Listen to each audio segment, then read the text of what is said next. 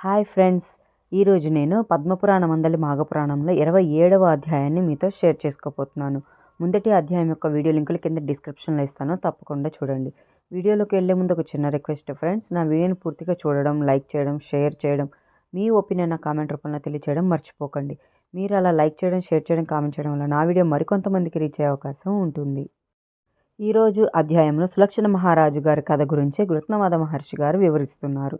గృత్నమద మహర్షి జహ్నుమునితో ఇట్లనియే, జన్మ సంసారమును సముద్రమును దాటనక్కరలేని సాధనమే మాఘమాస వ్రతము. దాని ప్రశస్తిని వెల్లడించు మరి ఒక కథను వినుము.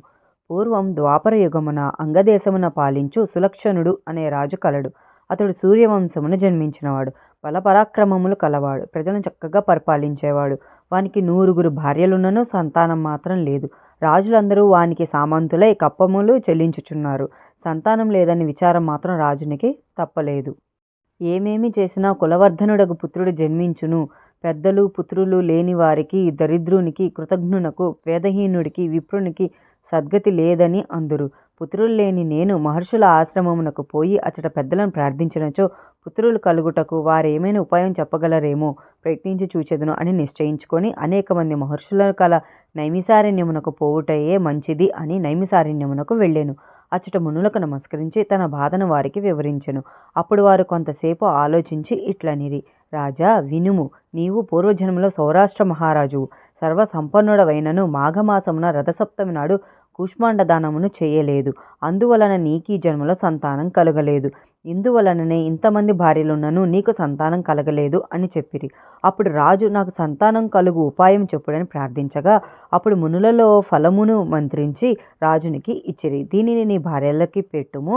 ఇందువలన నీకు 100 పుత్రులు జన్మింతురు అని చెప్పిరి. సులక్షణ మహారాజు సంతోషంతో మునులకు నమస్కరించి కృతజ్ఞతను వెల్లడించి ఇంటికి వచ్చెను. రాణులు సంతోషంతో వానికి ఎదురు వెళ్ళిరి. ప్రజలు సంతోషంతో స్వాగతం చెప్పిరి. అలసి ఇంటికి వచ్చిన రాజు ఆ ఫలమును శయ్యాగృహమునుంచెను. స్నానము మున్నగునవి చేయవలనని లోపునికి వెళ్ళెను. ఆ రాజు చిన్న భార్య ఆ ఫలమును దొంగిలించి తనొక్కతియే ఆ ఫలమును తినెను. మహారాజు తిరిగి వచ్చి చూడగా ఆ ఫలం లేదు. సేవకులను రాణులను తర్కించి అడుగగా వారు తమకు తెలియదని తొదకు చిన్న భార్య తాను చేసిన పనిని చెప్పెను. రాజు ఏమియూ చేయలేక ఊరకుండెను. కొన్నాళ్లకు ఆమె గర్భవతి అయ్యెను. మహారాజు మునుల మాట ఫలించింది కదా అని సంతుష్టుడయ్యెను. చిన్న భార్య ఇట్లు గర్భవతి అగుట మిగిలిన భార్యలకి ఇష్టం లేదు. ఆమె గర్భం పోవుటకి వారెన్నో ప్రయత్నములు చేసిరి. కానీ దైవబలము వలన అవి అన్నయ్యూ వ్యర్థములైనవి. కానీ వారు చేసిన ప్రయత్నము వలన గర్భపాతమునకు ఇచ్చిన మందుల వలన చిన్న భార్య మతి చెడును. ఎవరికీ తెలియకుండా అడవిలోకి పారిపోయాను. ప్రయాణపు బడలికకు ఆమె అలసెను. ఒక పుత్రుని కని ఎడలు తెలియక పడి ఉండెను. గుహలో ఉన్న పులి బాలింతను ఈడ్చుకొని పోయి భక్షించెను. అప్పుడే పుట్టిన బిడ్డ రక్తపు ముద్దగా ఉండి దుఃఖించుచుండగా హంసల గుంపు వచ్చి రెక్కలను చాపి ఎండా మున్నగు వాని బాధ ఆ శిశువుకు లేకుండా చేసింది. తేనె పండ్ల గుజ్జు మున్నగు వాణిని బాలునికి పెట్టి ఆ పక్షులు వాణిని రక్షించినవి. బాలుడును పక్షుల పెంపకమునకు అలవాటు పడి అచటనే తిరుగుచుండెను. అతడి సరస్సు తీరమున అతడు ఆడుకొనుచుండగా హంసలు నదిలో విహరించుచుండేవి. ఒకనాడు పవిత్ర దినమగుటచే సమీప గ్రామముల వారు సకుటుంబంగా ఆ సరస్సునందు స్నానమాడవచ్చిరి. అట్లు వచ్చిన వారిలో 2 భార్యలుండి సంతానం లేని గృహస్థుడొకడు వారితో పాటు స్నానమునకు వచ్చెను. అతడు తిరుగుచున్న బాలుని చూచి ముచ్చటపడి ఇంటికి గొనిపోవలెను అని తలచి ఈ బాలుడెవరు, ఎవరి సంతానమో, అడవిలో ఎలా విడువబడెను అని ఎంత ఆలోచించినను వానికి సమాధానం దొరకలేదు. వనమున జలమున గర్భమున ఎచట ఉన్న వానినైనను రక్షించి పాలించువాడు శ్రీమన్నారాయణమూర్తియే కదా. ఆయననే నాకు ఈ బాలుని ఇట్లు చూపించినాడని తలచెను. బాలుని ఇంటికి గొనిపోయెను. సౌతులైన వాని 2 భార్యలు ఎవరికి వారే ఆ బాలుని పెంచవలెను అని పరస్పరం వివాదపడుచుండిరి. ఆ విధంగా 2 సంవత్సరాలు గడిచెను. ఒకనాడు ఆ గృహస్థు ఇంట లేని సమయంలో పెద్ద భార్య ఆ బాలుని అడవిలో విడిచి వచ్చెను. ఇంటికి వచ్చిన గృహస్థు బాలుని ఎంత వెదికినను కనిపించలేడు. అడవిలో విడువబడిన బాలుడు ఏడ్చుచు వింటి వలె ఉన్న తులసి పొద వద్దకు వెళ్ళెను. అచట పడుకొనెను. తులసి స్పర్శ వలన బాలునికి ఆ వనములో ఎట్టి అపాయము ఆపద రాలేదు. శ్రీహరి అనుగ్రహం వలన వానికి రాత్రి గడిచింది. ఎవరునూ లేని ఆ బాలుడు ఏడ్చుట తప్ప మరేమి చేయగలడు? వాని దైన్యము, నిస్సహాయత ఆ అడవిలో ఉండు పశుపక్షాదుల్లోని జీవలక్షణమునకు విలువైనది. అడవిలో గల ప్రాణులు, మృగములు, పక్షులు అచ్చటికి వచ్చినవి. బాలుని నిస్సహాయత, ధైర్యము వానిలోని దివ్య లక్షణములను మేలుకొల్పి వానిపై జాలిని కలిగించినవి. ఆ ప్రాణులను కన్నీరు కార్చినవి. ఒకరి భాష మరియొకరికి తెలియని రాజకుమారుడు, పశుపక్షాదులు ఇట్టి సహానుభూతి నందినప్పుడు మరియొక మానవుడున్నచో వాడెంత దుఃఖించునో కదా. అలాగే బాలుడును పక్షియో మృగమో అయినప్పుడు వాని దుఃఖం ఎట్లుండునో కదా. బాలుడు పశుపక్షాదులు విభిన్న జాతుల వారైనను వారిలోని పరమేశ్వరుని అంశయగు జీవాత్మ మూలము ఒకచోటి నుండి ఒకచోటి రేవు నుండి వచ్చినదే. అది ఏ దివ్యత్వము. కానీ విచిత్రమేమనగా బాలునికి తన జాతిదే అయిన స్త్రీ వలన ఆపద వచ్చింది. ఆ విప్రుని మొదటి భార్య ఆమెలోని దివ్యత్వము లోపించింది. సృష్టి విచిత్రమని అనుకొనుట తప్ప మనకే సమాధానం తోచదు. ఇదే భగవంతుని లీల. అట్లు వచ్చిన పక్షులు, మృగములు బాలునిపై జాలిపడినవి. పక్షులు ఎండ వానిపై పడకుండా రెక్కలతో నీడని కల్పించినవి. తమ విచిత్ర రూపములతో వాని మనస్సును శోకం నుండి మరల్చినవి. మృగములు తేనె, మగ్గిన పండ్లు వంటి ఆహారాలు వానికి తెచ్చి ఇచ్చినవి.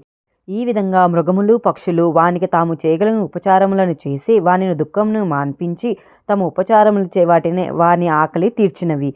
బాలుడు తులసి పొదలో ఉండుట, తులసిని చూచుట, తాకుట మున్నగు పనులను అతార్కికముగా చేయుటచే పవిత్ర తులసి దర్శన స్పర్శనాదుల వలన దైవానుగ్రహము పొందగలిగెను.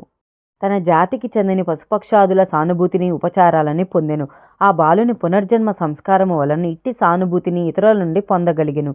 అప్రయత్నంగా వాని నోటి నుండి కృష్ణ, గోవింద, అచ్యుత మున్నగు భగవన్నామముల ఉచ్చారణ శక్తి కలిగింది. అతడు ఆ మాటలనే పలుకుచు తులసి పొదలో నివసించుచు ఆడుకొనుచు కాలం గడుపసాగెను. అడవిలో ఉన్న తులసియే దీనుడైన ఒక బాలుని కట్టి దయను పశుపక్షాదుల ద్వారా చూపినది. అట్టి తులసి మన ఇండ్లలో నుండి మనచే పూజింపబడిన మనపై ఎట్టి అనుగ్రహం చూపునో విచారింపుడు. తులసి మన ఇంట ఉండుట వలన, మనము తులసి పూజించుట వలన మనకు దైవానుగ్రహం కలిగి మరెన్నో ఇహలోక పరలోక సుఖములను పొందవచ్చును. పాపములను పోగొట్టుకొనవచ్చును. భగవద్ అనుగ్రహాన్ని మరింతగా పొందవచ్చును. రాజకుమారుని పూజ శ్రీహరి అనుగ్రహము. ఇంకోవైపు సులక్షణ మహారాజు గారు గర్భవతి అగు తన భార్య ఏమైనదో తెలుసుకొనవలెనని సేవకులను పంపి వెదికించగా ఆమె జాడ ఎవరికీ తెలియలేదు. నిరాశపడి ఊరుకుండెను. అడవిలో ఉన్న రాజకుమారుడు పూర్వమునందువలనే శ్రీహరి నామస్మరణ చేయుచు పశుపక్షాదులతో మైత్రి చేయుచుండెను.